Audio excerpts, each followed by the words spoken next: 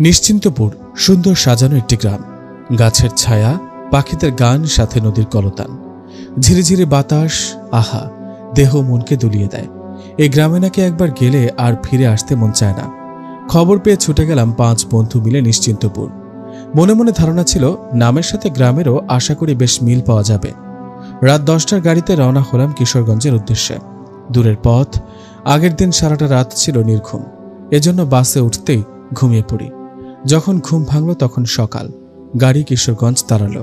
বাস থেকে নেমে নাস্তা করে আবার রওনা হলাম নিশ্চিন্তপুরের উদ্দেশ্যে। বেলা তখন 10টা। আমরা তখন নিশ্চিন্তপুর গ্রামে প্রবেশ করব। আমার ধারণা ছিল এই গ্রামের মানুষের মাঝে হয়তো গভীর সখ্যতা, তাই কারো মাঝে ক্ষতি হওয়ার কোনো ভয় বা চিন্তা নেই। এরা সব কাজে নিশ্চিন্ত, তাই হয়তো গ্রামের নাম নিশ্চিন্তপুর। গ্রামটা অদ্ভুত, যেমনটি শুনেছিলাম তার থেকেও বেশি অদ্ভুত। কেমন নীরব থমথমে পরিবেশ, পাখিদের কলরব নেই বললেই চলে। খেতে খামারে গোটা গাছিক মানুষ কাজ করছে, তাও কারোর সাথে কেউ কথা বলে না, একান্ত প্রয়োজন ছাড়া। আমি অবাক হলাম। আদনানকে ধাক্কা দিয়ে বললাম, রহস্য। আমাদের সবার মাঝে আদনান একটু ভীতু টাইপের। মুখটাকে ফ্যাকাশে করে ও বলল, রহস্য মানে? রহস্য মানে আবার কি? রহস্য তো রহস্যই। ওই যে 4 গোয়েন্দা বই পড়েছিস না, কি রহস্যময় গল্প, ওটাই হচ্ছে রহস্য। অর্থাৎ যে ঘটনা উদ্ভাবন করা মুশকিল। আমাদের মাঝে সাব্বির বিজ্ঞান প্রেমী, আমাদের আড্ডায় ওর সায়েন্স নিয়ে নতুন নতুন গবেষণা থাকবে, কিন্তু সমস্যা হলো ওর কোনো গবেষণায় যুক্তিযুক্ত সফল নয়, কিন্তু চেষ্টা চালিয়ে যায়। রাকিব বলল, বাজে বকিস না তো, কিসের রহস্য বুঝাচ্ছিস? রহস্যের ব্যাখ্যা তুই জানিস? নিউটন যে রহস্যের উদ্ঘাটন করেছে তার থেকে বড় রহস্য কি হতে পারে? আবির বলল, চুপ থাক সবাই। খেয়াল করেছিস আমরা যে রাস্তা দিয়ে হেঁটে যাচ্ছি কেউ কিন্তু কিছু জিজ্ঞেস করছে না আমাদের। আমি স্মিত হেসে বললাম, এজন্যই তো রহস্য বলেছি, ভালো হবে আমরাই যেচে কথা বলি। কি বলিস তোরা? আবির বলল, সেই ভালো। গ্রামটা সত্যি রহস্যময় ছিল। মানুষের আনাগোনা একেবারেই কম। বাড়িঘর দেখলে মনে হয় যে বহু বছর এখানে কেউ থাকে না, যেন প্রাচীন কোনো রহস্য লুকিয়ে আছে এখানে। কেমন পুরাতন সব, লতা পাতা আর আগাছায় ছোপ হয়ে আছে। জঙ্গল জঙ্গল পরিবেশ। কি শুনেছি আর কি দেখছি। বেশ কিছুটা পথ হাঁটার পরে দেখা হলো এক মুরব্বী চাচার সাথে, বয়স 60-এর ঊর্ধ্বে। ওনাকে দেখে সালাম দিলাম। চোখে থাকা চশমাটা একটু মুছে আবার চোখে দিয়ে বললেন, কারা তোমরা? এই গ্রামে কি করছো? কেন এসেছো এখানে? কিসের টানে? আমি মুখ খুললাম, বললাম, চাচা, গ্রামটার সৌন্দর্য সম্পর্কে বেশ শুনেছি। এত সুন্দর গ্রাম নাকি কোথাও নেই, তাই দেখতে আসা। কিন্তু এসে তো ঘোর রহস্যে পড়ে গেলাম। গ্রামটা সম্পর্কে কিছু জানা উচিত যদি আপনি চান। বৃদ্ধ আমার দিকে তাকিয়ে বলল, জানতে চাও নাকি বিসর্জন দিতে চাও? আমি বললাম, মানে? একটু কেসে উনি বললেন, কিছু না, আমার সাথে এসো। তোমাদের থাকার ব্যবস্থা কি? আবির বলল, আপাতত ঠিক হয়নি। বৃদ্ধ আর কিছু না বলে আমাদেরকে নিয়ে একটা বাংলোতে গেল। বাংলোটা তো অনেক বড়, 2 তলা বিশিষ্ট, চারদিকে জঙ্গল। দেখে অনুমান করা যায় এটা 90 দশকের হবে। বৃদ্ধকে বললাম, চাচা, এই বাংলো কার?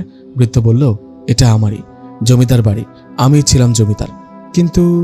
আমি বললাম, কিন্তু কি? বৃদ্ধ বলল, কিছু না, তোমরা হাত মুখ ধুয়ে নাও, খেতে দিবে আমার মেয়ে, খেয়ে বিশ্রাম নাও, রাতে কথা হবে ইনশাল্লাহ। আর নামাজ পড়তে চাইলে জায়নামাজ আছে। আর শোনো, মাগরিবের পর আর এই গ্রামে বের হবে না। দিন গড়িয়ে এখন প্রায় সন্ধ্যা। দুপুরে আমাদেরকে যে মেয়ে খাবার এনে দিয়েছিল তার নাম সামিয়া। আমি বাংলোর বারান্দায় এসে দাঁড়িয়েছি। দেখলাম রাস্তা দিয়ে মানুষ খুব দ্রুত চলে যাচ্ছে, কেউ কোথাও 1 মিনিটও দাঁড়াচ্ছে না। আরও অবাক হলাম, কেউ গ্রামে ঢুকছে না, সবাই বের হচ্ছে। ক্রমশ কৌতূহল মনে দানা বাঁধতে লাগলো। এ আবার কেমন গ্রাম? অল্প সময়ের ব্যবধানে পুরো গ্রাম খালি হয়ে গেল। নীরব বিষণ্ণতা বিরাজমান। ঠিক তখন সামিয়া এসে দাঁড়ালো। কারো অবয়বের ছায়া দেখে একটু চমকে গিয়ে পেছনে তাকালাম। আমার তাকানোর ধরন দেখে সামিয়া বলল, ভয় পাবেন না, আমি সামিয়া। কথাটা বলে 1 কাপ চা আমার হাতে দিল। পাশে থাকা চেয়ারটাতে আরাম করে বসে চা খাবো। সামিয়া আমাকে উদ্দেশ্য করে বলল, আপনার বন্ধুরা দেখি এখনো ঘুমে, তো আপনি উঠে গেলেন? আচ্ছা, আপনার নাম কি? আমি তাকে মৃদু কণ্ঠে উত্তর দিলাম, আমার নাম সাকিব। আমি সাথে সাথে ওর কথার প্রসঙ্গ ঘুরিয়ে বললাম, তোমার বাবা কই? দেখছি সবাই যার যার বাড়ি ফিরে যাচ্ছে। চাচাজান আসলো না? আর এই গ্রামটা এমন কেন? সন্ধ্যা হলে সবাই গ্রাম ছাড়া কেন হয়? কি রহস্য? সামিয়া বলল, এসব বাবা আসলে জানতে পারবেন। তবে একসময় এই গ্রামটা এত সুন্দর ছিল যে তা দেখার জন্য বিদেশ থেকেও মানুষ আসতো। তাহলে এখন এই অবস্থা? বললাম না, বাবা আসলে বলবে। চাচাজানি বা কোথায়? উনি আছেন, নিচে আছেন। হঠাৎ কারো ডাক শুনলাম, সাকিব। ডাকটা ঠিক কোন দিক থেকে আসলো জানি না। সামিয়ার দিকে তাকালাম, দেখে ও মুচকি হাসছে। বললাম, আমাকে কেউ ডাকলো? তুমি কি শুনেছ? এটা স্বাভাবিক, প্রায়ই এমন ডাক শোনা যায়। আমি এখন যাই, পুরো বাড়ির জানালা আটকাবো। বাইরে দমকা হওয়া শুরু হয়েছে, বৃষ্টি হবে মনে হচ্ছে। আপনি ঘরে যান, এখন আর এখানে থাকবেন না। আমাদের বাংলোতে রাতের বেলা ইলেকট্রিসিটির ব্যবস্থা নেই। আমাদের বাংলো বললে ভুল হবে, পুরো গ্রামেই এমন। আমি আপনার জন্য মোম নিয়ে আসছি, অপেক্ষা করুন। কথাটা বলেই সে চলে গেল। আমার কৌতূহল এখন পর্যন্ত চূড়ান্ত পর্যায়ে। কি আছে এই গ্রামে, কি রহস্য তার? আমি বসে বসে চা খাচ্ছি। ইতিমধ্যে মৃদু বৃষ্টির শব্দ শোনা যাচ্ছে, চারিদিকে অন্ধকার হয়ে আসছে, আবছা আবছা দেখা যাচ্ছে। হঠাৎ বিড়াল ঝগড়া করলে যেমন আওয়াজ হয়, সেরকম গোঙানির আওয়াজ ভেসে আসছে নিচ থেকে। আমার কেমন যেন ভয় ভয় লাগছে।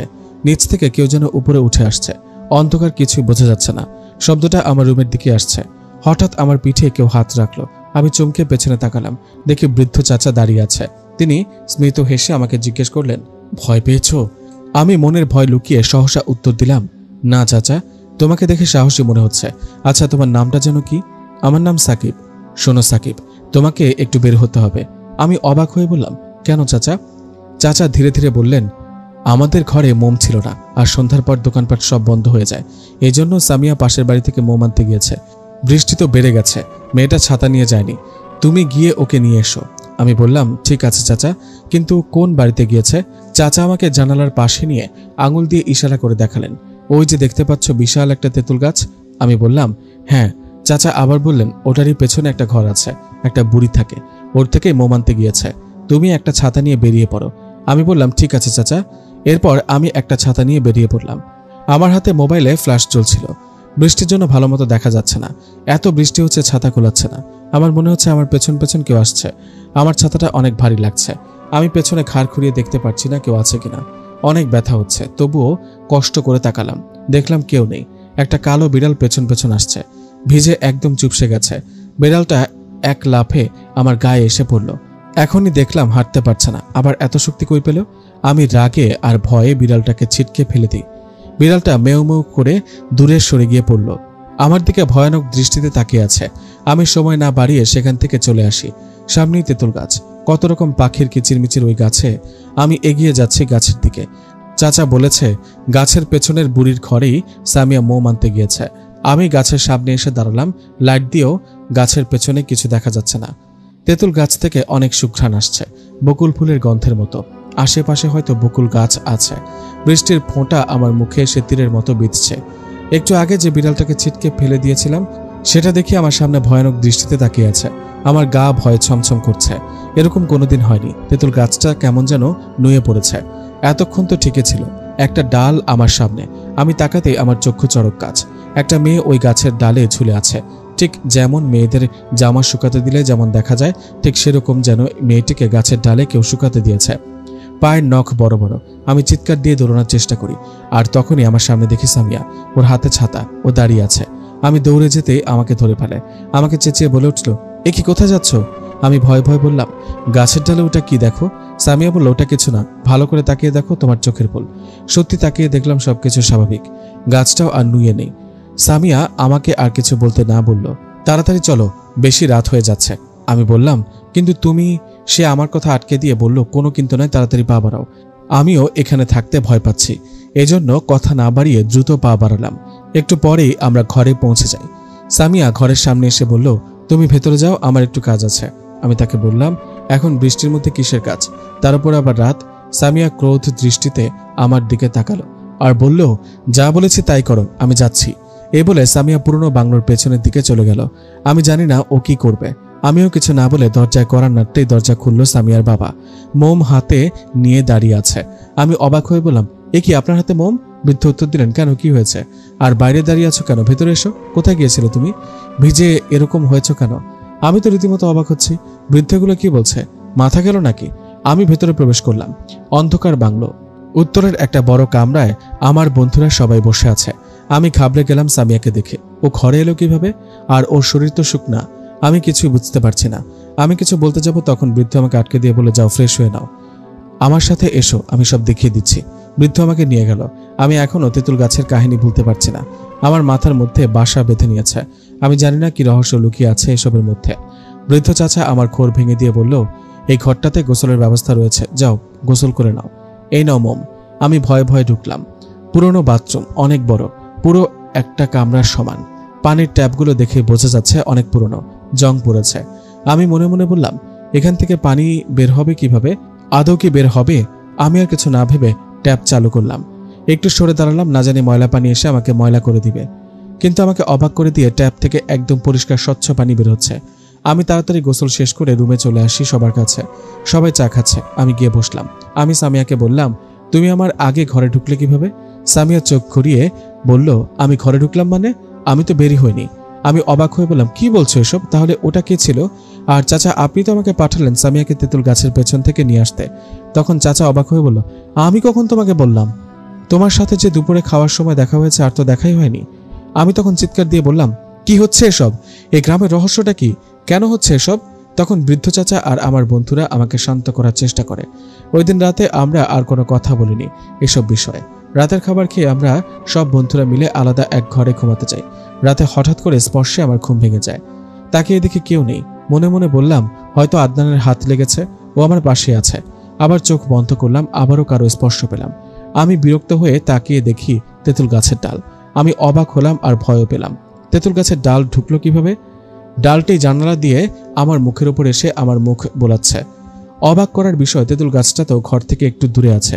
এগুলো ভাবতে ভাবতে আমাকে চমকে দিয়ে একজন বলে উঠল, আমি কোনো তেঁতুল গাছ নই, আমি তোমার ঘুম ভাঙাতে এসেছি। উঠে পড়ো, একটু পর আজান দিবে, এখনই ওঠো, তাহাজ্জুদ পড়ো। তাহাজ্জুদ শেষে ফজরের নামাজ পড়বে। এই বলেই তেঁতুল গাছের ডালটা জানালা দিয়ে আবার চলে গেল। আমার হঠাৎ ঘুম ভেঙে যায়। আমি এতক্ষণ স্বপ্ন দেখেছিলাম। মোম জ্বালালাম।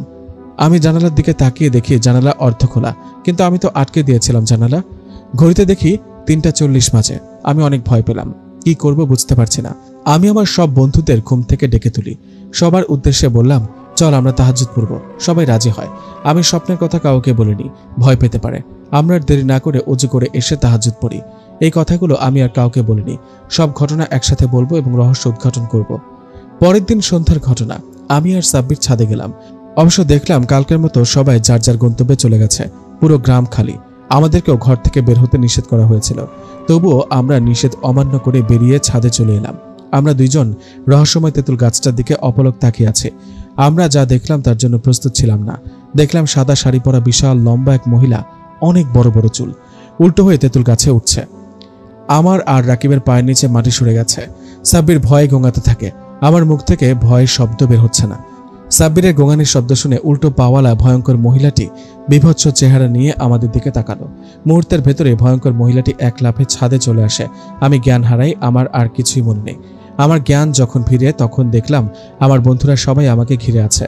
আমি সাব্বিরকে দেখছি না। আমি ধরপড় করে উঠে পড়ি। আমি সবার উদ্দেশ্যে বলি, সাব্বির কোথায়? সবাই মন খারাপ করে মাথা নিচু করে বসে আছে। আমি আবার চিৎকার করে বললাম, সাব্বির কোথায়? আমার বন্ধু আদনান কাঁদো কাঁদো গলায় আঙ্গুলের ইশারায় উত্তর দিকে ইঙ্গিত করল। আমি তার ইশারায় তাকালাম। আমার চোখ কপালে উঠে গেছে। আমি স্থির দৃষ্টিতে তাকিয়ে দেখি আমার বন্ধু সাব্বিরের মৃতদেহ পড়ে আছে। তার একটা হাত নেই। কেউ খেয়ে নিয়েছে মনে হচ্ছে। তার চোখ খোলা, ঠিক যেন জীবিত মানুষ শুয়ে আছে। আমি হু হু করে কেঁদে উঠি আর বলি, চাচা যান, আপনি প্রথম দিনে আমাদেরকে বলেছিলেন আমরা কি বিসর্জন দিতে এসেছি নাকি কোনো বিষয় জানতে এসেছি? আপনার উত্তরটা আজ দিচ্ছি। আমরা জানতে নয়, বিসর্জন দিতে এসেছি। আমার বন্ধু আমার ভাইকে বিসর্জন দিয়েছি। একটু পর চাচা জিজ্ঞেস করলো, তোমাদের সাথে কি হয়েছিল?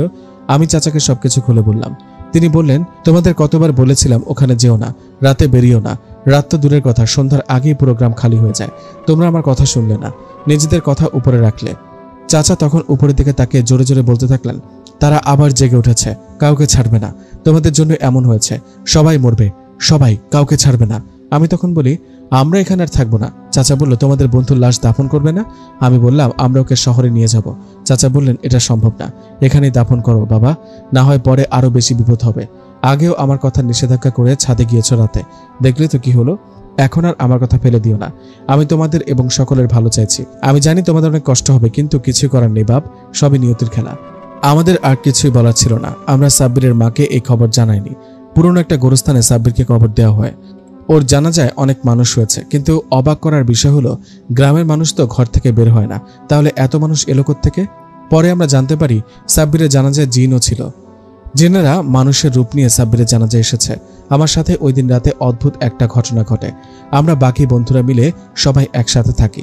সাব্বিরকে হারিয়ে খুব ভেঙে পড়েছি। পুরো রুম অন্ধকার। কারেন্ট নেই, শুধু একটা মোম জ্বলছে। বাইরে প্রচন্ড দমকা হাওয়া বইছে, পাখির ভয়ানক কিচিরমিচির শব্দ ভেসে আসছে, গরুর হাম্বা হাম্বা ডাক শুনে যাচ্ছে, অথচ এখানে কোনো গরু নেই। মনে হচ্ছে বাইরে লঙ্কা কাণ্ড শুরু হয়ে গেছে। এত বাতাস হচ্ছে জানালা ভেঙে যাবে মনে হচ্ছে। রুমের সাদা সাদা পর্দাগুলো এলোমেলো হয়ে ছিঁড়ে যাওয়ার উপক্রম। রুমের বাইরে ছাগলের ডাক শোনা যাচ্ছে। আমরা ভয়ে তটস্থ হয়ে গেছি সবাই। কাউকে ডাকলে শুনবেও না, কেউ যেন আমাদের ডাকছে বাইরে থেকে। একটু খেয়াল করে বুঝলাম এটা সাব্বিরের গলা। আমরা তো ভয় পাচ্ছি। আবার সাব্বিরের কণ্ঠ শুনে কান্না ধরে রাখতে পারছি না। 3 বার সাব্বিরের আওয়াজ শুনতে পাই, আর কোনো আওয়াজ আসছে না। ছাগলের গলায় ঘুঙুর বাঁধলে যেরকম শব্দ হয় ওরকম শব্দ হচ্ছে দরজার বাইরে। ছাগল ডাকছে, মনে হচ্ছে আওয়াজটা দরজা ভেঙে রুমে চলে আসবে। হঠাৎ আজান শুনতে পাই, বৃদ্ধ চাচা আজান দিচ্ছেন। বাতাসের ঝাপটায় মোমটা নিভে যায়, আমাদের রুমের দরজাটাও খুলে যায়। হঠাৎ করে আমরা ভয়ে চিৎকার করে উঠি। একটা আলো নিয়ে কেউ যেন আমাদের দিকে এগিয়ে আসছে। পরে দেখি ওটা সামিয়া। আমাদের ভয় একটু কমে। সামিয়া বলল, ভয় পেয়েছেন আপনারা? আমি বললাম, ভয় পাবো না তো কি, বাইরে তো কিয়ামত হচ্ছে, আর তুমি এখানে কেন? সামিয়া বলল, ভয় পাবেন না, এগুলো স্বাভাবিক, প্রতিনিয়তই হয় এরকম। আর আমাকে বাবা পাঠিয়েছে মোম নিভে গেছে কিনা দেখে আসার জন্য। এখন তো দেখি আসলেই মোম নিভে গেছে। আমি সামিয়াকে বললাম, আচ্ছা সামিয়া, একটা কথা বলবে? সামিয়াও জবাব দিল, হ্যাঁ বলেন। আমি তার দিকে তাকে নরম কণ্ঠে তাকে জিজ্ঞেস করলাম, সামিয়া, এসব কি হচ্ছে প্রতিনিয়ত? এসবের মানে কি? ওই তেঁতুল গাছটার রহস্য কি? তেঁতুল গাছটা এমন ভয়ানক কেন? সাব্বিরই বা কিভাবে মরল বলো না আমাকে। সামিয়া আমাকে হতাশ করে দিয়ে উত্তর দিল, আপনি এসব বাবার কাছে জিজ্ঞেস করেন, আমার থেকে বাবাই ভালো জানে এসব বিষয়ে। আমি আবারও তাকে বললাম, না, আমি তোমাকে জিজ্ঞেস করছি, তুমি বলো, আমি তোমার কাছ থেকে জানতে চাই। সামিয়া কোনো কিছু না বলে জোরে একটা নিঃশ্বাস নিয়ে মোমটা টেবিলে রেখে সহসা দরজা দিয়ে হনহন করে বেরিয়ে যায়। আমার আর কিছুই করার নেই, সবাইকে শুয়ে যেতে বলি। আমি নিজেও শুয়ে গেছি, কিন্তু আমার চোখে ঘুমের কোনো অস্তিত্ব নেই। এরকম পরিস্থিতিতে কোনো মানুষেরই ঘুম আসবে না। আমি শুধু এপাশ ওপাশ করছি। অনেক রাত হয়েছে, আমার মস্তিষ্ক মনে হয় দুর্বল হয়ে গেছে। আমার চোখে ঘুম ঘুম ভাব, ঘুম আসবে আসবে মনে হচ্ছে। আমার মনে হচ্ছে আমার ঘুম আসছে। হঠাৎ আমি কারো ডাক শুনতে পাই, সাকিব, এই সাকিব। আমি বলে উঠলাম, কে? উত্তর এলো, ঘুমিয়ে পড়েছিস? আমি সাব্বির, চিনতে পারছিস না? আমি বললাম, তুই এখানে কি করে? তুই তো আমার কথা আটকে দিয়ে সে বলল, আমি মারা গিয়েছি, তোরাও এক এক করে সবাই মারা যাবে, যত দ্রুত সম্ভব এই গ্রাম ছেড়ে চলে যা শহরে। আমার অনেক কষ্ট হচ্ছে রে তোদের সবাইকে ছাড়া থাকতে। আমার হাতের দিকে তাকা না, আমার হাত আর নেই সাকিব। এটা বলেই সাব্বির কেঁদে ফেলে। আমিও কান্না করে দিই। তারপর আমি সাব্বিরকে জিজ্ঞেস করি, কি হয়েছিল তোর সাথে? কিভাবে মারা গেলি তুই? কে মেরেছে তোকে? সাব্বির বলল, তুই তো জ্ঞান হারিয়ে ফেললি, যার জন্য বেঁচে গেলি। কিন্তু আমি শক্ত হয়ে নিজের সাথে লড়াই করেছি বাঁচার জন্য। ওই পিশাচটা এক খাপটি মেরে আমার গলা চেপে ধরে। আমি কোনো শব্দ করতে পারিনি। বড় বড় দাঁত দিয়ে আমার হাতে একটা কামড় বসিয়ে দেয়। নিমেষে আমার একটা হাত সে গিলে ফেলে। তারপর আমার গলা চেপে ধরে আমাকে মেরে ফেলে। এই সাকিব, তুই যত তাড়াতাড়ি সম্ভব এখান থেকে সবাইকে নিয়ে চলে যা। আমি গেলাম। এই কথা বলে সাব্বির কোথায় যেন হারিয়ে গেল। আমার হঠাৎ ঘুম ভেঙে যায়। আমি এতক্ষণ স্বপ্ন দেখছিলাম। আমার পুরো গা ঘামে ভিজে যাচ্ছে। আমার হাত পা ঠান্ডা বরফের মতো হয়ে গেছে। মোমটা দেখছি এখনো জ্বলছে। আমি টেবিল থেকে পানির জগ নিয়ে গল গল করে পানি গিলতে লাগলাম। ওই দিন রাতে আমি আর ঘুমাইনি। সারা রাত জেগে বসেছিলাম। নানা রকম প্রশ্ন আমাকে ভাবিয়ে তুলেছে। আমি চোখের পাতা কোনোভাবেই এক করতে পারিনি। আমি সিদ্ধান্ত নিয়েছি সকালেই বেরিয়ে পড়ব শহরের উদ্দেশ্যে। আর এক মুহূর্ত থাকতে চাই না এই অভিশপ্ত গ্রামে। সকালে যখন আমার বন্ধুরা ঘুম থেকে উঠে, তখন তাদের সাথে আমি আলাপ করি এসব বিষয়ে। আমি কালকে রাতে ঘটে যাওয়া ঘটনা সবাইকে বলি। এটা শুনে রাকিব বলে ওঠে, শোন, সাব্বির আমাদের ভালো চায়, এজন্যই আমাদের চলে যেতে বলেছে। আত্মা হয়ে ও হয়তো ফিরে এসেছে। আমি তাকে ধমক দিয়ে বললাম, ফালতু কথা বলিস না তো, আত্মা বলতে কিছু নেই, ওটা হয়তো জিন হবে, ভালো জিন ছিল ওটা। আর একটা কথা বলি, ওই দিন রাতে আমরা যে তাহাজ্জুদ পড়তে উঠি, ওই দিনও কিন্তু আমাকে কেউ একজন এসে ঘুম থেকে জাগিয়ে দিয়ে গেছে। আমি তোদের এই বিষয়ে কিছু বলিনি, ভয় পাবি এজন্য। শোন, আমরা সবাই নাস্তা করে বেরিয়ে পড়বো আজকে। তোরা তোদের ব্যাগ গুছিয়ে নে তাড়াতাড়ি। আমি রাতেই গুছিয়ে রেখেছি, আমার ঘুম আসেনি এজন্য।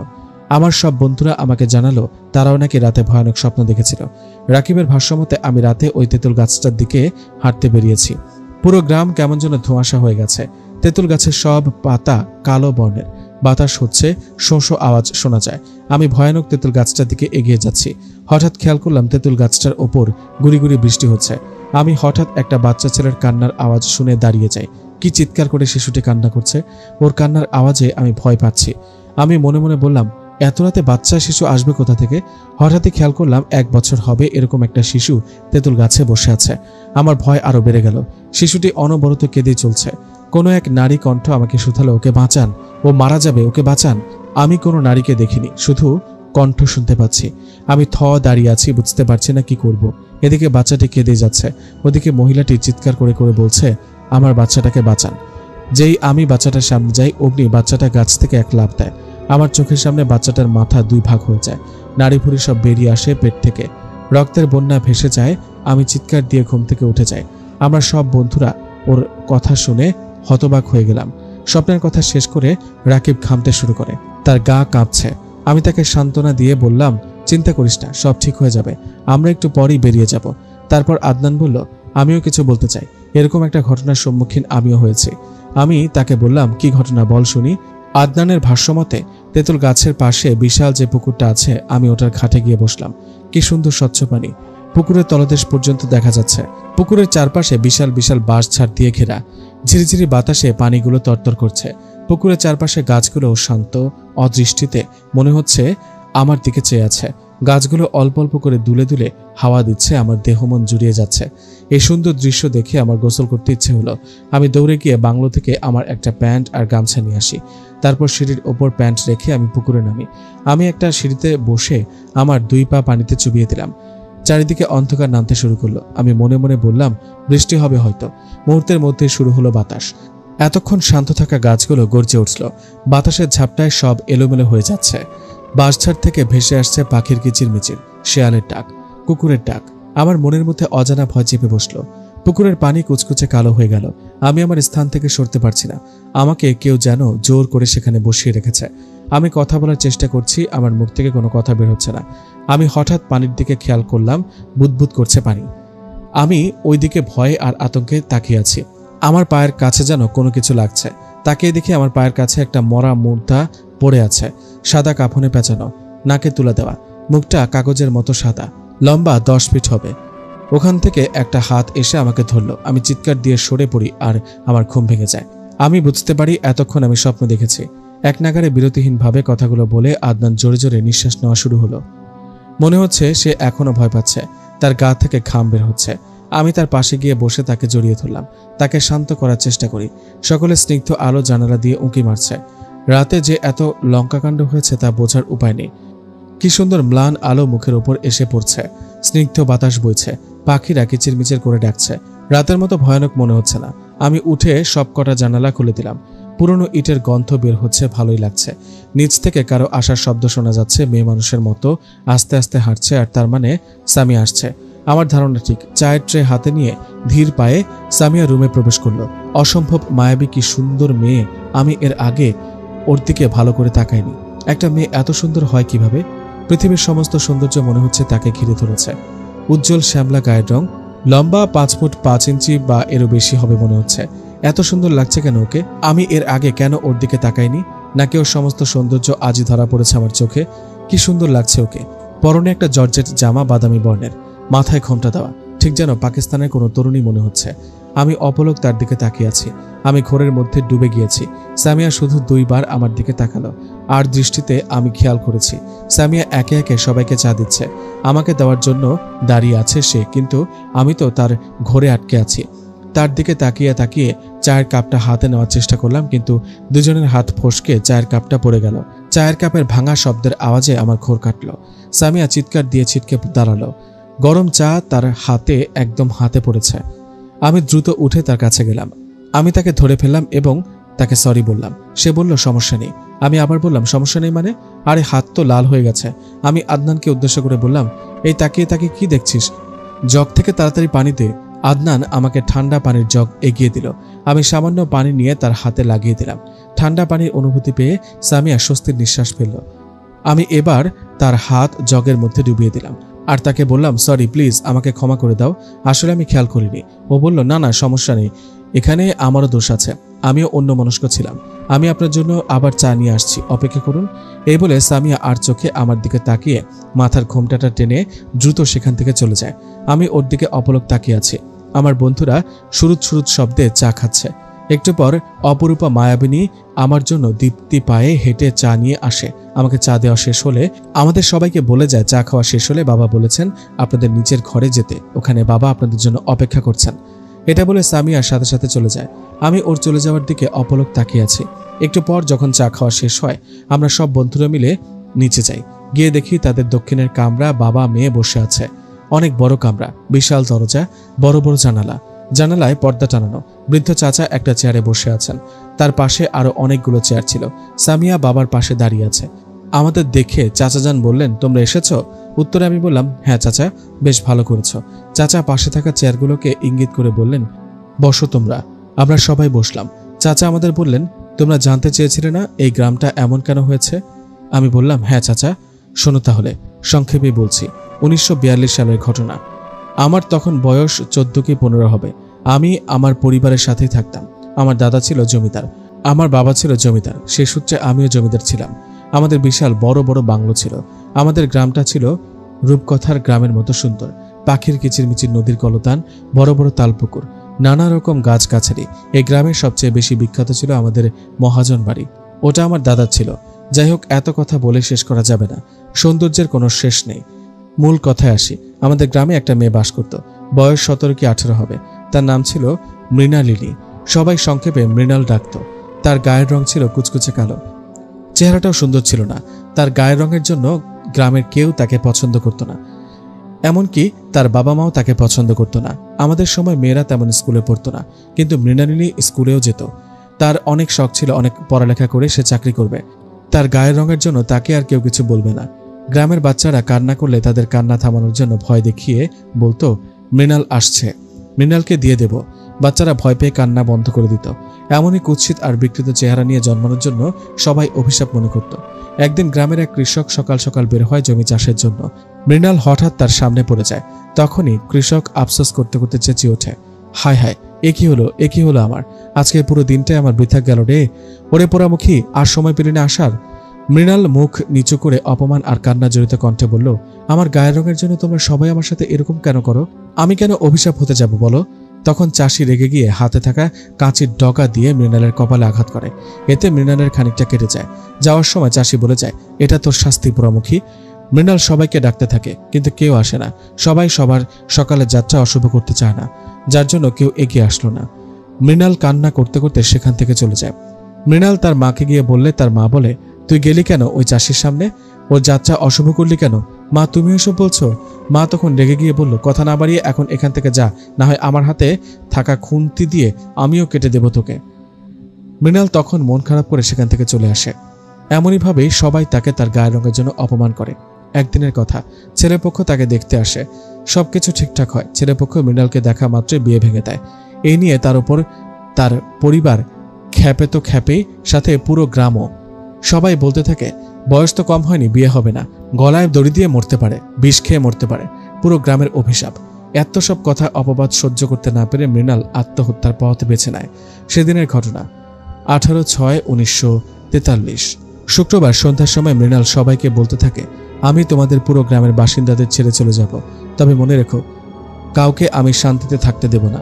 গ্রামের এত সৌন্দর্য আর থাকবে না, জ্যান্ত নরক হয়ে যাবে। এসব বলে মৃণাল চলে আসে। কেউ তার কথা কানে না নিয়ে যে যার ঘরে চলে যায়। সন্ধ্যা হয়ে যায়, মৃণাল ঘরে ফিরে না। কেউ তার জন্য চিন্তাও করে না। রাত যত গভীর হয়, মৃণালের মা বাবার চিন্তা বাড়ে। যতই হোক, জন্ম দেওয়া মেয়ে। অনেক খোঁজাখুঁজি করে মৃণালকে, কিন্তু কোথাও খুঁজে পাওয়া যায় না। সারা রাত বসে বসে তার মা বাবা কান্না করে। সেদিন রাত 3টার ঘটনা। গ্রামের ওই কৃষক যে মৃণালকে কাঁচি দিয়ে আঘাত করেছিল, সে গঞ্জ থেকে গ্রামে আসে। চাঁদের আলোয় সবকিছু পরিষ্কার দেখা যাচ্ছে। মাঝে মাঝে কুকুর ডাকছে, পাখিদের ডানা ঝাপটানোর আওয়াজ হচ্ছে। কৃষক প্রায় পৌঁছে গেছে। গ্রামের তেঁতুল গাছটার সামনে এসে কৃষক থমকে দাঁড়ায়। মনে হচ্ছে কোনো মেয়ে বসে বসে কোলে মাথা গুজে কাঁদছে। তখন কৃষক বলে ওঠে, এ কি, তুমি কে? এখানে এত রাতে এখানে বসে আছো কেন? কাঁদছো কেন? তখন মেয়েটি মুখ উপরের দিকে উঠায়। তখন কৃষক বলে, এ কি মৃণাল, তুই এত রাতে এখানে কি করছিস? আজকেও তোর মুখ দেখতে হলো? আজকে আমার কোনো অঘটন ঘটবে নিশ্চিত। তখন মৃণাল কেঁদে কেঁদে বলল, চাচা, আমি ঘর থেকে বের হয়ে গেছি। গ্রামের সবাই আমাকে অপমান করে। তুমিও তো সেদিন কাঁচি দিয়ে কেটে দিয়েছ। এখনো অপমান করলে তো কি করবো পোড়ামুখী? চাচা, আমার ঘরে নিয়ে চলো, আমি ঘরে যেতে চাই। আমার পেছন পেছন আয়। কাকা, তোমার মাথার উপর তাকাও। তখন মকবুল নামের কৃষকটি তেঁতুল গাছের ওপর তাকায়। তার চোখ কপালে উঠে যায়। তিনি এটার জন্য মোটেও প্রস্তুত ছিল না। তিনি ভয়ার্ত কণ্ঠে বললেন, এ কি মৃণাল, তোর লাশ ঝুলে আছে? এটা কিভাবে সম্ভব? এটা তুই হলে তাহলে উপরের ওটাকে? মৃণাল তখন ভয়ঙ্কর হাসিতে মেতে ওঠে। কি ভয়ঙ্কর তার চেহারা! ভয়ঙ্করভাবে মৃণাল বলে ওঠে, প্রতিশোধ নেব, প্রতিশোধ। এতটুকু বলতেই বৃদ্ধ চাচা থেমে যান। আমি চাচাকে বললাম, তারপর কি হলো চাচা? চাচা আবার শুরু করলেন, তারপর সকালবেলা তেঁতুল গাছের সাথে মৃণালের মৃতদেহ ঝুলে থাকতে দেখা যায়। নিচে পড়ে থাকে মকবুলের অর্ধদেহ। চাচা, অর্ধদেহ মানে? মকবুলের হাত আর মুখ ছাড়া কিছুই নেই, নরখাদক খেয়ে ফেলেছে। সেই থেকেই সন্ধ্যার পর থেকে যেই ওই গ্রামে ঘর থেকে বের হয় সেই হয় মৃণালের শিকার। এজন্যই গ্রামের কেউ সন্ধ্যার পর ঘর থেকে বের হয় না। অনেকেই গ্রাম ছেড়ে চলে গেছে, আবার অনেকেই যায়নি। নিজেদের সম্পত্তি সব এই গ্রামে আছে, সে সুবাদে যায়নি, যেমন আমি। আমি চাচাকে বললাম, চাচা আমার একটা প্রশ্ন। হ্যাঁ বলো। চাচা, ইসলাম ধর্মে তো আত্মা বলতে কিছু নেই, মানুষের আত্মা পৃথিবীতে আসে না, তাহলে মৃণালের? হ্যাঁ, আমি জানতাম তুমি এই প্রশ্ন করবে। শোনো তাহলে, ওটা মৃণালের আত্মা নয়, ওটা খারাপ কোনো জিন। আর ওখানে একটা না, অনেকগুলো জিন আছে, ভালো খারাপ মিশিয়ে। চাচা, মকবুলের মৃত্যুর কারণটা কিভাবে নিশ্চিত হলেন যে মৃণাল করেছে? মৃণালের রূপ নিয়ে আমাদের বাংলোর ছাদে একটা জিন এসেছিল, যে তোমাদের বন্ধু সাব্বিরকে মেরেছে, সেই আমাকে বলেছে। শোনো, তোমরা আর এক মুহূর্ত দেরি করো না, চলে যাও তোমরা, আর এই গ্রামে আসবে না। আমরা সকালের ট্রেনে চলে আসি। আমি আসার সময় সামিয়া আমাদের অনেক দূর এগিয়ে দেয়। আমি অপলক ওর দিকে তাকিয়ে থাকি। আসার সময় ওর হাতে একটা চিঠি দিয়ে আসি আর বলে আসি, আমার এখনো অনেক কিছু জানার বাকি আছে। এই গ্রামে আমার সবচেয়ে মূল্যবান জিনিস রেখে যাচ্ছি, আমি আবার আসবো। সামিয়া শুধু একটা হাসি দেয়।